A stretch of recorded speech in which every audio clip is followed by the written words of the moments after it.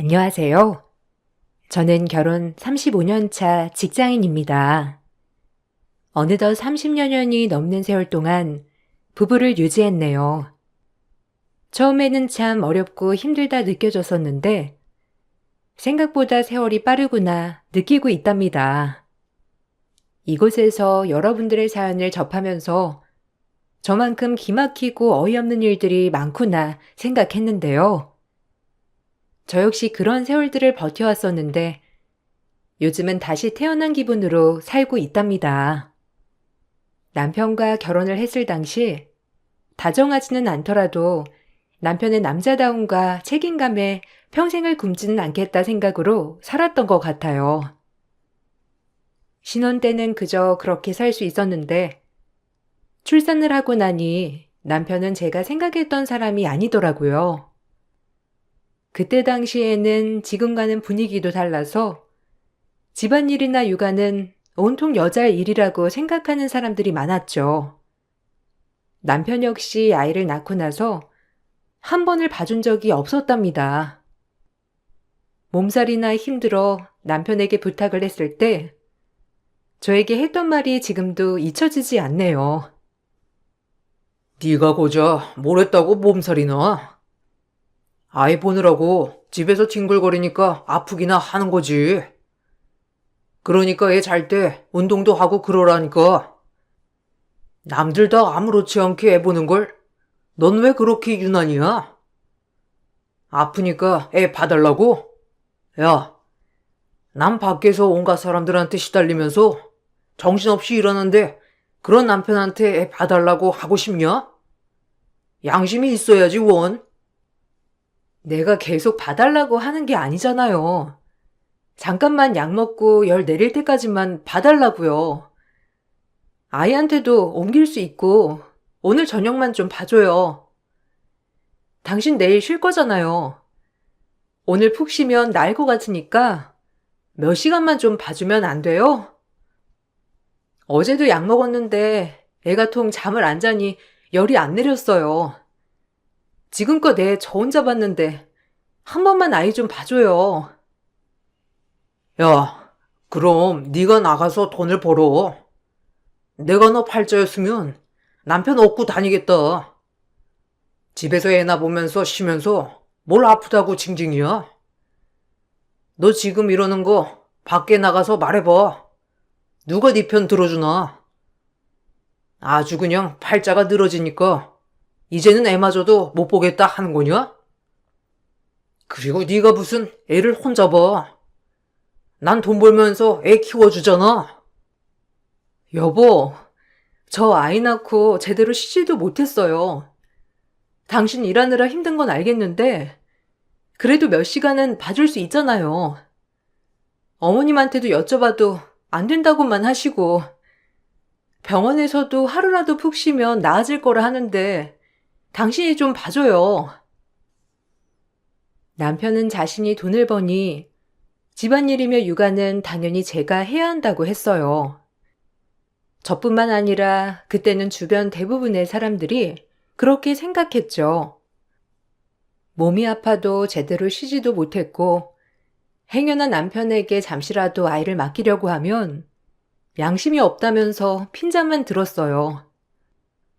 그러다 보니 몸살이라도 한번 날라치면 제대로 쉬지 못해서 일주일은 골골 대야 했죠.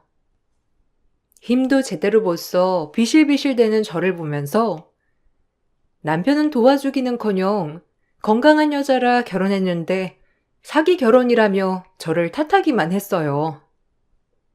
그렇게 막말을 퍼부어도 아이를 봐주지는 않았습니다. 시부모는 시집살이를 하진 않았지만 그렇다고 해서 도움을 주는 것도 아니었어요.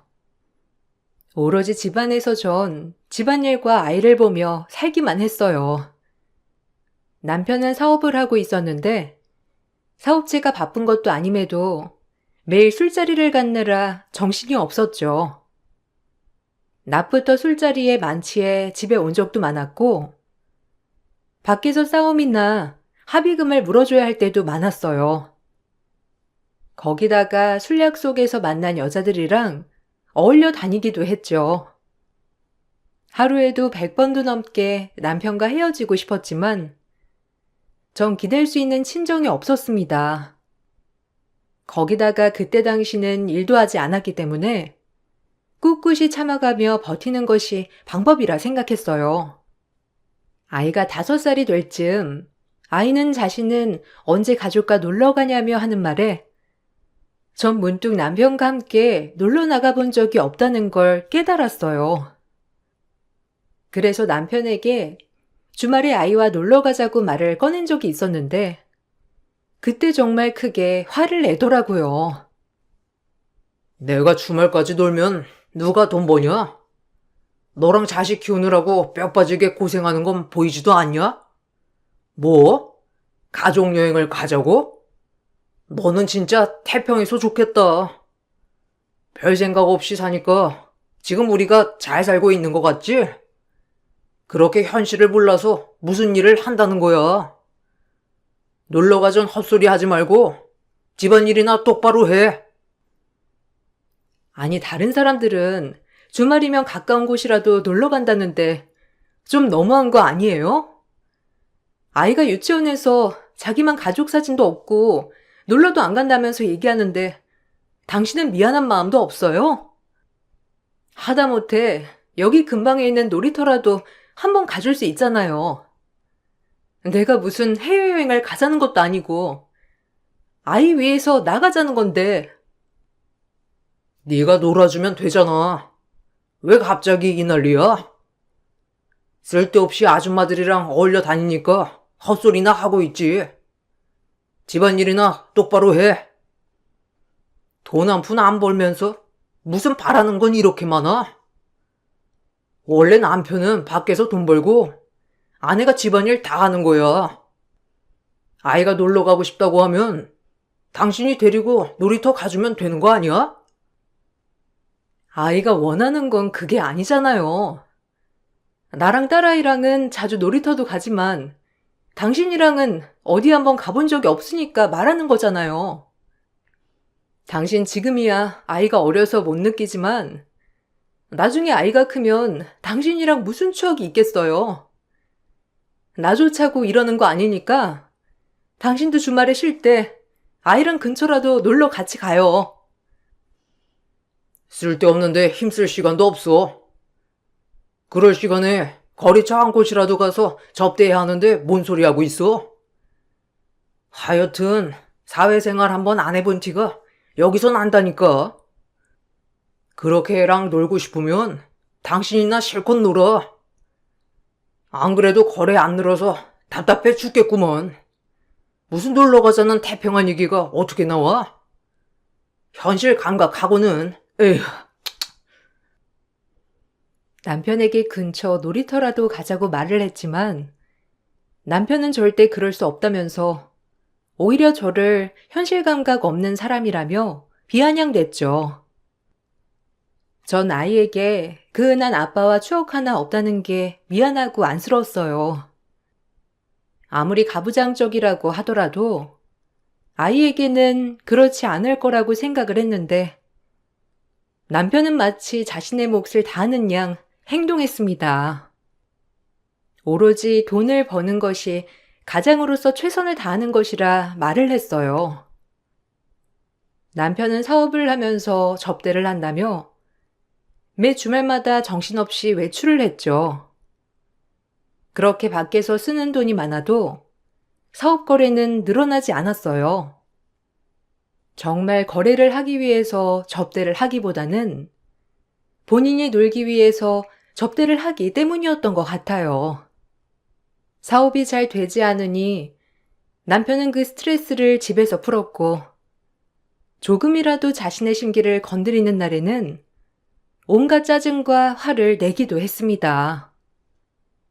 아이가 초등학교 들어가기 전 저는 소일거리라도 해보려고 했지만 남편은 바람 피우려 하는 거 아니냐며 절대로 안 된다고 반대했어요. 그런데 초등학교에 가고 나서도 남편은 생활비 30만 원만 주고 더 주지 않았습니다.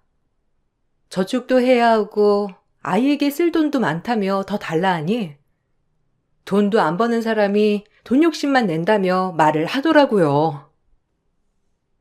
너 쓸데없는데 돈 쓰고 다니는 거 아니야? 어디 딴 놈한테 돈이라도 퍼주고 있냐? 아니 내가 돈을 안 주는 것도 아니고 뻔히 돈을 주는데도 무슨 모자란다는 거야? 네가 제대로 가계부 쓰고 아껴서 살면 그 돈으로도 충분히 살 수 있는 걸 지금 부족하다는 게 말이나 돼? 헛소리 작작하고 그 돈으로 아껴서 쓸 생각이나 해. 여보, 요즘 30만 원만 받는 사람이 어디 있어요? 이걸로는 한 달 식재료 사는 것도 부족해요. 아이가 초등학교도 가고 준비물도 사야 하는데 빠듯하다고요. 아니면 저 일이라도 할게요. 옆집에서 자기 다니는 식료품 공장이 있는데 중간에 일할 사람 구한대요. 저 그거라도 할게요. 당신 돈 버는 거 힘들면 제가 벌어다가 쓰겠다고요. 왜? 돈 벌어서 바람이라도 피우려고? 30만 원이면 남들은 고맙다고 하면서 받을 돈인데 뭐가 부족해서 일까지 한다고 난리야? 100원 한 푼 안 버는 게 어디서 돈도 골라서 남편 앞에서 큰 소리를 쳐? 네가 이러면 제가 뭘 배우겠어? 엄마가 집에 있어야 할 거 아니야. 하여튼 한 번만 더 일하겠다는 소리 해봐. 밖에서 바람 피우느라 그러는 걸로 알 테니까. 당신이야말로 무슨 소리를 하는 거예요? 요즘 누가 30만 원으로 생활비를 써요? 그 돈으로는 우리 가족 밥 먹는 것도 제대로 못하니까 올려주던지 일하는 거 반대하지 말던지 둘 중 하나 당신이 결정해요. 이렇게 살다가는 나나 딸이나 굶어 세상 뜨겠다고요. 당신은 밖에서 술 마시고 하고 싶은 거 다 하고 살지만 우리는 이게 뭐냐고요. 생활비 더 줄 거 아니면 저 일하는 거 뭐라고 할 생각하지 말아요. 저는 처음으로 남편에게 화를 냈고 그때 남편은 많이 당황한 듯 했어요.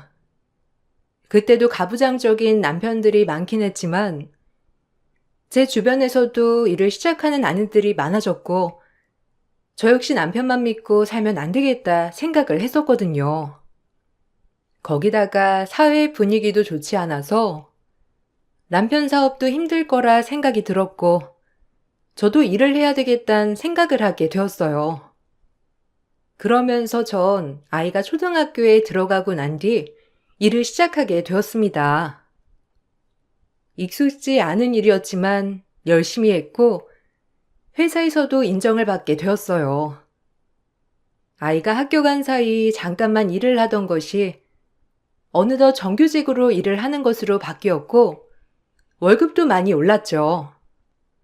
바깥일 하는 걸 탐탁치 않게 생각했던 남편도 제가 일을 하면서 월급을 막상 받아오니 별다른 말을 하지 않더라고요. 그렇지만 여전히 집안일과 육아는 제 일이었습니다. 어느 날 학교에서 아이가 복통으로 병원에 실려갔다는 전화가 왔던 적이 있었어요. 그때 당시 바로 병원으로 가볼 수 없어 남편에게 급히 전화해 당장 병원으로 가보라고 했더니 남편은 일하는 제 탓이라며 자신은 못 가겠다 하더라고요. 그러니까 엄마가 집에 있어야 아이가 안정을 찾지. 허구한 날 집구석에 있지 않고 밖에나 쏘다니니 아이가 아플 수밖에. 이거 당신 탓이야. 그거 알고 있어? 그러니까 난 못 가. 내가 가서 뭐 할 거야? 결국에는 당신 탓인데 어차피 당신 이제 갈 거 아니야? 그런데 내가 거길 왜 가? 바빠 눈꽃 뜰 새 없는데 전화는 왜 하고 난리야? 내가 다른 일 때문에 가보라는 거야? 아이가 아프다잖아. 복통 때문에 아파서 맹장 수술해야 할 수도 있다고 하는데 어떻게 아빠가 된 게 걱정 한 번 안 하고 못 간다고 해? 당신 오늘 쉬는 날이잖아. 사업장 문 닫는 날이라고 오늘 집에 있는다며. 지금도 집 아니야? 뭘 바빠 정신없다고 하는 건데. 지금 바로 병원 좀 가. 가서 있으면 나 여기 일만 마무리하고 갈 테니까. 사업장 문 닫는 날은 닫는 날이고, 나 이제 사업차 대접하러 가야 하는데, 뭘 병원을 가? 그리고 중요한 일 있을 때, 그런 거 가는 거 아니란 거 몰라? 안 그래도 사업 위기인데, 재소원 붙으라고 병원을 가라고 하는 거냐? 정신이 있는 거야, 없는 거야? 네가 애 두고 이래서 애가 아픈 거야. 당신 탓이니까 당신이 지금 가든 나중에 가든 알아서 해. 남편은 본인은 절대 갈 수 없다면서 거절을 했어요. 저는 사장님께 제 상황을 사정하며 급하게 병원으로 출발했죠. 다행히 수술이 급하게 필요한 상황은 아니었지만 자식이 아팠는데도 모른 척하는 남편이 너무나 원망스러웠어요. 처음에는 정말 중요한 약속이 있나 싶었는데 알아보니 그날도 친구들과 술자리가 있어 가지 않았던 거였더라고요. 남편에게 있던 정 없던 정 모두 다 떨어지는 순간이었죠. 그래서 전 남편에게 이날 이후 이혼을 하자고 선언했었습니다. 그런데 남편은 제가 그렇게 말을 해도 콧방귀도 안 끼더군요. 오히려 딸 팔자를 제 팔자처럼 만들려고 작정했다며 자식 생각은 추호도 안 하는 엄마라고 절 탓했어요. 뭐? 이혼? 이래서 우리 집에서 널 반대했던 거야. 부모 이혼에 제대로 된 가정에서 자라지도 않은 애가 가정 꾸리면 얼마나 잘 꾸리겠냐면서 다들 말렸는데, 아휴, 내가 그 말만 들었어도 넌 책임감이라는 게 있기나 한 거냐? 왜? 딸 팔자도 네 팔자랑 똑같이 만들려고? 이혼 가정에서 혼자 딸 키우면서 네 팔자 똑같이 만들 거냐고? 내가 오죽하면 당신이랑 이혼하고 싶다 생각하겠어? 절대로 내 자식한테는 아빠 없는 서름 안겨주지 말아야 되겠다 생각했는데 오죽하면 당신이랑 같이 사는 게 더 암흑이겠다 생각하겠냐고. 당신이야말로 결혼하기 전에 했던 약속 언제 한번 지켜준 적 있어? 그렇게 이해한다던 사람이 결혼하고서 한 번은 날 보듬어 준 적이나 있냐고. 뭘 얼마나 보듬어줘야 되는 거냐? 하여튼 애정을 받아봐야 그것도 아는 거지. 아빠 없이 자란 애가 뭘 알겠냐? 야, 됐고 이혼하려면 어디 한번 실컷 해봐. 내가 그거 들어주기나 하나. 그리고 나랑 안 살 거면 애고 뭐고 다 놔두고 네 몸만 나가. 결혼하고서 뭐 하나 들고 온 것도 없으면서 이거 다 내가 일해서 사고 키웠던 거 알지? 정하고 싶으면 네 몸만 나가라고. 내가 왜 나만 나가? 어차피 당신 딸한테 애정도 없잖아. 한 번 놀러 가준 적도 없고 용돈 한 번 챙겨준 적도 없으면서 이제 와서 애 두고 가라니? 당신이야말로 제정신이야? 당신 30만 원 빼고 집에 가져온 돈이라도 있어? 당신이 이혼 안 한다고 해도 상관없어. 나 당신이랑 앞으로 못 사니까 그렇게 알아. 네가 못 산다고 하면 어쩔 건데? 이혼한다고 하면 네 엄마가 잘도 좋아하겠다. 그렇게 결혼할 때 눈물 짜면서 좋아하시더니만 이혼한다고 하면 두 팔 벌려 환영하시겠다고. 그리고 네 엄마 몸도 안 좋은데 넌 지금도 너 힘들다고 도망갈 생각이나 하냐? 참나. 나라고 좋아서 지금 결혼 생활 하고 있는 줄 알아? 밖에 나가면 너보다 싹싹하고 애교 많은 여자 놀리고 놀렸어. 어디다 대고 이혼이야? 그때는 남편과 정말 이혼을 하려고 했지만 친정엄마도 건강이 나빠지시면서 흐지부지 넘어가게 되었어요. 그 이후로 정신을 좀 차렸는지 남편은 집에 와서 행패를 부리지는 않았지만 그렇다고 집안에 관심을 두지는 않았죠. 그렇게 남남인 듯 살면서 전 저대로 직장 생활을 했고 남편은 여전히 사업을 한다는 핑계로 밖으로만 돌았습니다. 아이가 대학을 갈 때까지도 남편은 고작 30만 원의 생활비만 줬을 뿐 더 돈을 줬던 적은 없었어요. 사업이 어떻게 되고 있는지도 말 한 번을 해주지 않았고 혼자서 휴가를 간다면서 친구들과 여행을 가버렸던 적도 있었습니다. 남편이 있었지만 전 혼자서 딸을 키우는 것처럼 생활을 했어요. 딸은 너무나 착하고 마음이 깊은 아이였고 사춘기에도 한번 엇나감 없이 착하게 커주었으며 공부도 정말 잘했습니다. 저희가 살고 있던 곳이 시골 마을이었는데 총구석에서 학원 한번 다니지 않고서 명문대 진학을 했죠. 그렇게 대학에 들어갈 때쯤 딸의 진학 소식에 학교 동문회며 동네 모임에서 장학금과 지원금 등을 챙겨줬어요. 전 이 사실을 전혀 모르고 있었는데 동문회였던 남편이 모두 중간에서 가로챘더라고요. 남편에게 따지니 남편은 당연히 자신이 가져야 되는 걸 뭘 묻냐 당당했죠. 걔가 공부를 왜 잘하겠어? 내 머리 닮아서 그런 거잖아. 그리고 내가 여기 동문회 나왔으니 동문회에서도 당연히 챙겨준 거지. 그럼 내가 가져야 하는 게 맞는 거 아니야? 당신이야말로 맡겨둔 돈처럼 왜 그래? 평생을 돈 하더니만 딸 장학금도 당신 돈 같아? 착각하지 마. 이거 내 돈이야. 나 아니었으면 받았겠냐고.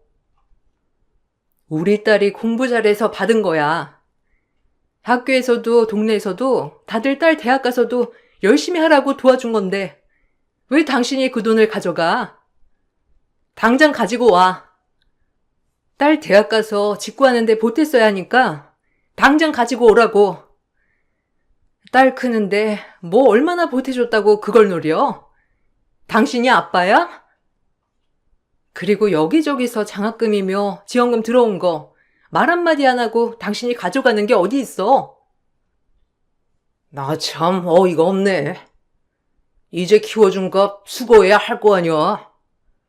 당신도 그거 바라니까 지원금 달라고 하는 거 아니야? 솔직하게 말해봐. 당신 예전부터 던동거리면서 돈 더 달라 난리였는데 딸내미 장학금 받았다고 하니까 탐나냐? 아유, 이것도 엄마라고. 당신이야말로 착한 척 그만해. 대학 가면 기숙사도 다 있구먼. 무슨 집을 구해? 기숙사 들어가겠다고 하면 다 들어갈 수 있는 줄 알아? 그리고 거기 가서 생활하려면 돈도 있어야 하는데 보태줄 생각은 못할 망정 그 돈을 가지고 가는 아빠가 어디 있어? 당신 그거 술 마시는 데 쓰지 말고 당장 가지고 와. 당장 가지고 오지 않으면 장학금 준 곳에 다 얘기할 거니까 그렇게 알아. 그거 얘기한다고 뭐가 달라지냐? 내가 아빠인데 아빠가 가져가는 걸 누가 뭐라고 해? 쓸데없는 소리나 하지 말고 당신은 대학 들어갈 딸 걱정이나 해. 당신처럼 현실 감각 없으면 가서 사고나 치지 않겠어? 공부 한번 잘한다고 애가 아빠나 무시하고 말이야. 키워준 보답은 하지 못할 망정 건방진 게 아주 당신 쏙 빼닮았어. 남편은 자신에게 연락 온 장학금 등 지원금은 자신이 가지고 갔지만 딸에게 직접 전달한 것은 받지 못한 것 같았어요. 딸에게 그 돈을 달라 하니 딸은 야무지게 절대 줄 수 없다고 했던 거죠. 저보다 배는 더 나은 딸이구나 생각이 들어 안심도 되고 뿌듯했지만 남편은 여전히 정신 차리지 못했구나 싶어 답답했어요. 그래도 딸이 시집가기 전까지만이라도 버텨보자는 생각을 했죠. 다른 대학에 진학해서도 효녀였습니다. 성실하게 공부를 했고 장학금으로 대학을 다녔어요. 거기다가 아르바이트도 하면서 저에게 한 번도 돈을 받아본 적이 없었죠. 딸은 졸업 후 대기업에 입사를 하게 되었는데 남편이 딸 이름을 팔아서 여기저기 돈을 빌렸던 모양이었어요. 어느 날 집에 사람들이 찾아와 딸 이름을 대며 빌려간 돈을 달라기에 사정을 알아보니 남편이 딸 이름으로 돈을 빌렸던 것이었어요. 딸에게 도움을 주진 못할 망정 오히려 민폐나 끼치고 있으니 당장 남편에게 해결하라며 크게 화를 냈습니다. 근데 남편은 뻔뻔했어요. 남자가 바깥 일을 하다 보면 돈 좀 빌릴 수도 있는 거지. 그거 가지고 지금 나한테 큰 소리야? 그래도 사회생활 한다고 좀 알겠구나 싶었더니만 당신은 그렇게 생각이 좁아서 어떻게 살래? 딸내미 이름을 팔아? 내가 무슨 딸한테 빚지라고 했어? 뭐 했어? 그냥 딸 얘기 조금 하고서 돈 좀 빌린 거 가지고 이 난리를 피워? 이게 딸 이름 팔아서 돈 빌린 거 아니면 뭔데? 생판 얼굴도 모르는 사람이 집에 찾아와서 우리 딸 이름 들이밀면서 돈 갚으라고 하는데 당신이 딸 이름 팔아서 돈 빌린 거잖아. 어떻게 그럴 수가 있어? 당신 진짜 아빠라는 생각은 하고나 있니? 우리 딸 지금껏 대학 다니면서 우리한테 돈 한 푼 받아본 적 없이 착실하게 살았는데 당신이 어떻게 그렇게 해? 고작 대학 가서 돈 안 받았던 거 가지고. 야, 난 20년을 키웠어. 자식 20년 키우는 게 쉬운 일인 줄 알아? 밤낮 없이 일하면서 돈 벌고 그 돈으로 자식 키웠는데 그 정도는 해줄 수 있는 거 아니야. 막말로 걔가 나 아니었으면 이 세상에 태어날 수나 있었겠어? 태어나게 해준 걸 감사하게 여기면서 돈을 싸들고 와도 모자를 판국에 지금 뭔 소리를 하는 거야? 둘린 입이라고 아무 말이나 짓거리지 마. 당장 이거 해결 안 하면 당신 두 발로 멀쩡하게 걸어다니게 안 할 거니까 그런 줄 알아. 날 무시하는 건 100번이고 1000번이고 참겠는데 우리 딸 이렇게 무시하는 거 한 번도 못 참아. 고작 당신 같은 게 아빠니까 지금껏 봐준 거야. 당장 해결 안 하면 당신 멀쩡하게 살 생각 하지 마. 전 지금 상황을 당장 해결하지 않으면 멀쩡하게 생활하지 못하게 할 거라고 했고 남편은 그 뒤로 잠적했어요. 아무리 연락을 해도 받지도 않았고 사업장도 문 닫은 채 방치됐죠. 시댁에 연락을 해봤지만 모두들 연락 한 번 없었다며 말했고 그렇게 잠적을 하고 3년이라는 세월이 흘렀어요. 원래부터 별 도움이 없었던 남편이었기 때문에 3년을 잠적했다고 해서 크게 생활에 지장을 줬던 것은 아니었어요. 그래도 남편과 헤어지기 위해서는 서류 정리도 필요했기에 실종 신고도 해두었는데 어느 곳에도 남편의 흔적을 찾을 수가 없었습니다. 3년이라는 시간 동안 딸은 좋은 사람을 만나 결혼을 준비하게 되었는데 사돈댁에서는 저희의 사정을 모두 다 알고 계셨어요. 딸에게 물어보니 이미 연애를 하기 전부터 집 상황을 모두 밝혔다고 하더라고요. 어떻게 보면 멀쩡하지 않았던 상황이었는데 사돈댁에서는 오히려 저와 딸을 위로해 주셨습니다. 사위 역시 딸을 너무나 사랑하고 아껴주는 게 눈에 보였고 저에게도 마치 아들처럼 살뜰하게 잘했어요. 무엇보다 딸이 결혼하고 싶다는 사람이었기 때문에 전 반대할 이유가 없었습니다. 모두의 축복 속에서 결혼을 준비하게 되었고 이미 그전부터 어느 정도 교류가 있었지만 공식적으로 상견례를 진행하게 되었어요. 상견례 자리는 너무나 화기애애했습니다. 바깥 사돈과 안 사돈 사이는 정말 좋았고 다정했어요. 그런 부모의 밑에서 자란 사이 역시 다정함이 몸에 배어 있었습니다. 분위기가 너무 좋은 와중에 갑자기 상견례장 문이 열리면서 누군가 들어왔는데 바로 3년 전 잠적한 남편이었습니다. 저와 딸이 놀란 표정으로 쳐다보고 있으니 남편은 아무렇지 않게 저희 옆으로 와 앉더니 인사를 하더라고요. 인사를 들은 사돈댁에서는 저희만큼이나 당황한 눈치였습니다. 전 서둘러 남편을 끌고 밖으로 나왔는데 남편은 여전히 뻔뻔했어요.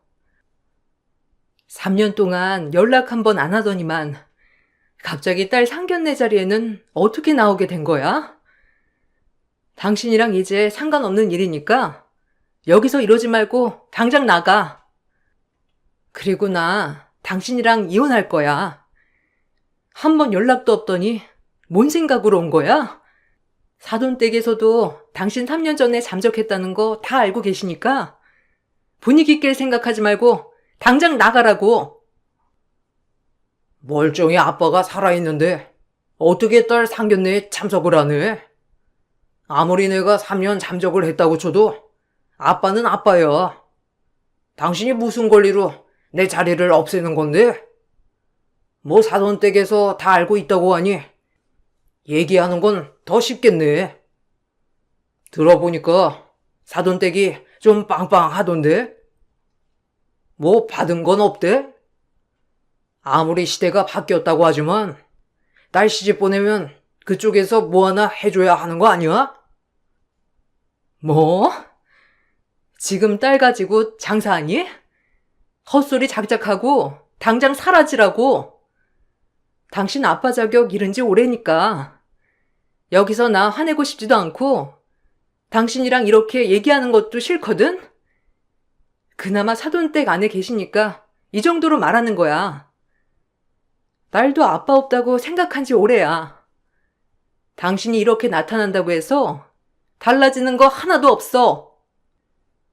그건 네 생각이고 이건 3억인데 당신이 좀 내줘. 나 혼자서는 도저히 안 되겠더라고.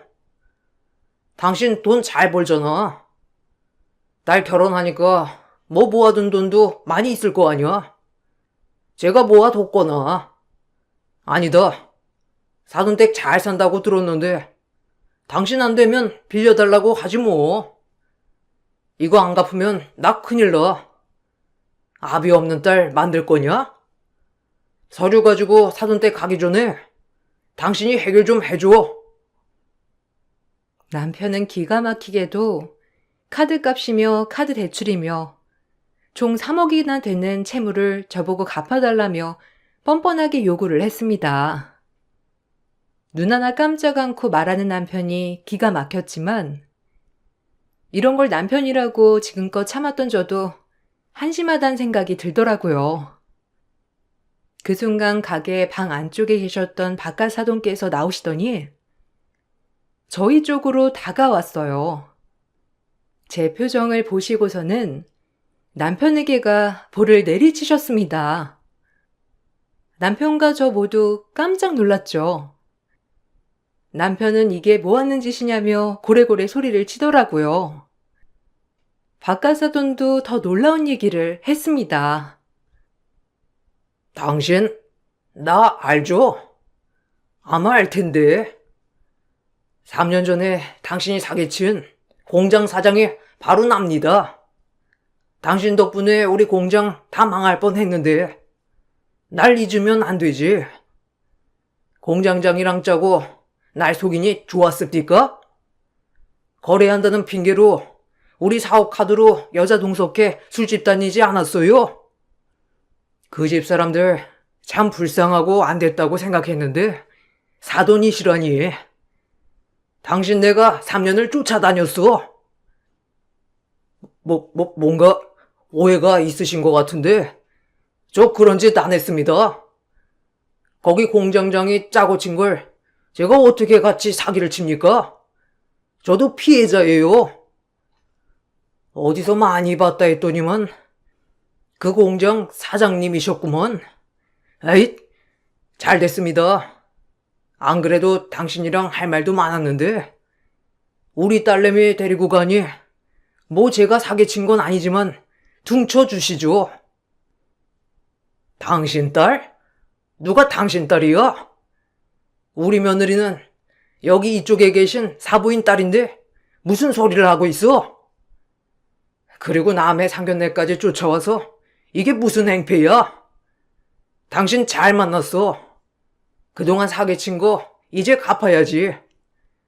그 공장장 지금 콩밥 먹고 있는데 이제 당신 차례야. 내가 2배고 3배고 다 갚게 만들 테니까 두고 봐. 전 남편이 여기저기 빌린 돈 때문에 잠적을 한 줄 알았는데 그 돈뿐만 아니라 사기까지 치면서 잠적을 한 것이었어요. 그 피해자가 바로 사돈댁이셨던 거죠. 전 너무나 당황스럽고 미안한 마음이 들었지만 사돈댁은 저를 탓하지 않으셨어요. 남편에 대해서는 이미 오래전부터 알고 계셨다고 하시더라고요. 잠적하기 몇 년 전에 우연히 지인 소개로 안면을 트게 되었는데 그때부터 술 대접을 즐겨하고 가족에 대해서는 애정이 없어 보여 가족들이 참 안쓰럽다 생각을 하셨다고 말씀을 해 주시더라고요. 심지어 집에 30만 원만 갖다 준다며 당당하게 얘기하는 남편을 보면서 같은 남자로서 치졸하다 생각을 하셨대요. 사기를 당하고 나서 남편을 신고했지만 찾지 못했고 실종 신고도 되어 있어서 더 이상 진행을 할 수 없었다고 하셨는데 이렇게 상견례 자리에서 마주하게 된 거죠. 전 사돈댁에 너무나 죄송스럽고 미안한 마음이 들었지만 오히려 사돈댁에서 저희를 도와주셨어요.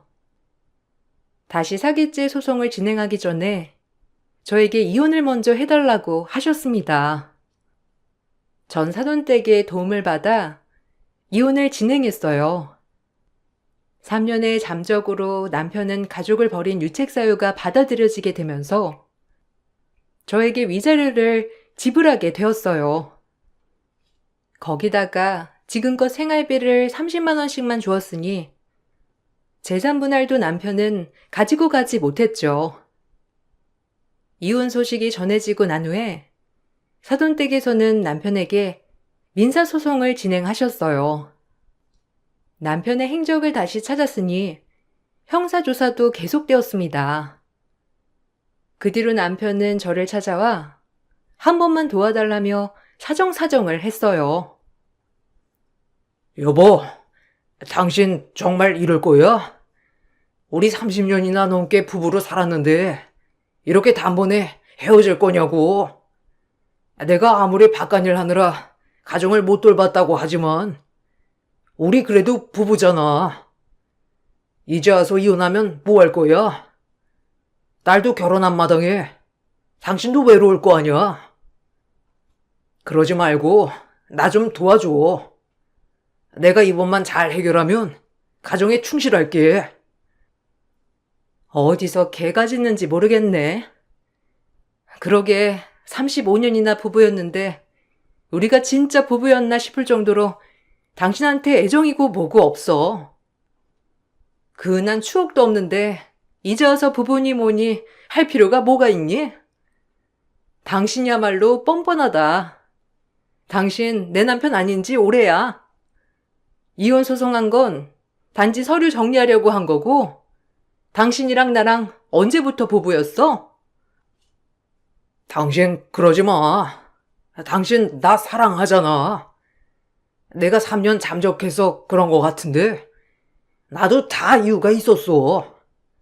사기치려고 한 게 아니라 살려고 내가 아등바등 하다가 나도 모르는 사이에 휘말리게 된 거라니까. 내가 아무리 그래도 사기를 쳤겠냐고. 사돈댁에서도 오해한 것 같은데 당신이 좀 잘 말해주면 안 될까? 내가 이렇게 부탁할게. 약 먹었니? 뻔뻔한 건 여전하구나. 그래, 고소까지 당한 마당에 뭐가 무섭겠니? 어디 접근금지라도 시켜줄까? 그것까지 더 한다고 뭐가 달라지겠어? 그래, 내가 여러 개 고소해 줄 테니까 같이 해결해봐. 앞으로 한 번만 더 내 앞에 찾아와. 당신 철장 신세 질 때도 멀쩡하게 걸어 다니지 못하게 해줄 거니까. 알았니? 당장 사라져. 남편은 끝까지 뻔뻔하게 부탁을 했지만 전 들어주지 않았습니다. 그렇게 남편은 형사 처벌을 받게 되었고 처벌을 받은 이후에도 민사배상으로 사기친 금액을 배상하게 되었어요. 알고 보니 시댁에서 그동안 잠적을 도와줬던 모양이더라고요. 배상하려고 시댁 재산까지 싹 다 처분한다는 소식을 들었는데 그걸 해결해 준다고 해서 남편이 정신을 차릴지는 모르겠습니다. 아마 도와준 건 모르고 또다시 사고를 치겠죠. 그렇게 남편과 헤어지고 난 후 전 이런 게 해방감이구나 느끼고 있어요. 딸이 결혼하고서 사돈 내에는 저의 가장 친한 친구가 되었고 저는 딸을 시집 보낸 게 아니라 좋은 친구와 사이를 얻었습니다. 35년 동안 남편 같지도 않은 사람과 결혼 생활을 하면서 저에 대해서도 많은 생각을 하게 되었고 지금은 저와 비슷한 사연을 갖고 있는 사람들을 도와주기 위해 일을 하고 있어요.